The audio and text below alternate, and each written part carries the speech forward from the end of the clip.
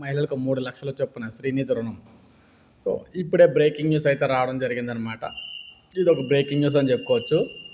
డ్వాక్రా మహిళలను పారిశ్రామికవేత్తలుగా తీర్చిదిద్దడమే రాష్ట్ర ప్రభుత్వ లక్ష్యమని మంత్రి కొండపల్లి శ్రీనివాస్ తెలిపారు. గ్రామాల్లో ఆహార శుద్ధి పరిశ్రమలను ప్రోత్సహించేందుకు ప్రధానమంత్రి formalisation of micro food processing enterprises పథకాన్ని శ్రీనిధి క్రెడిట్ కోఆపరేటివ్ ఫెడరేషన్ లిమిటెడ్తో అనుసంధానిస్తూ రాష్ట్ర ప్రభుత్వం కీలక నిర్ణయం తీసుకుందన్నారు.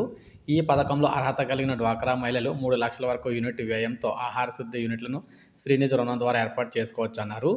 ఈ పథకంలో మహిళలు పండ్లు, కూరగాయలు ప్రాసెసింగ్, చిరుధాన్యాలు, పప్పులు, మసాలాలు, పచ్చళ్ళు, పిండి పదార్థాలు, స్నాక్స్ వంటి ఆహార పదార్థాలు ఉత్పత్తి, తయారీ యూనిట్లను ఏర్పాటు చేసుకోవచ్చన్నారు.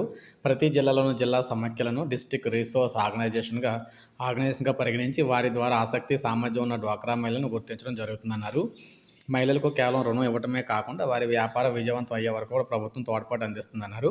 సో, ఇక నుంచి ప్రతి డ్వాక్రా మహిళలకు సంబంధించి 3,00,000 చొప్పున శ్రీనిధి రుణం అయితే ఇవ్వబోతున్నారనమాట.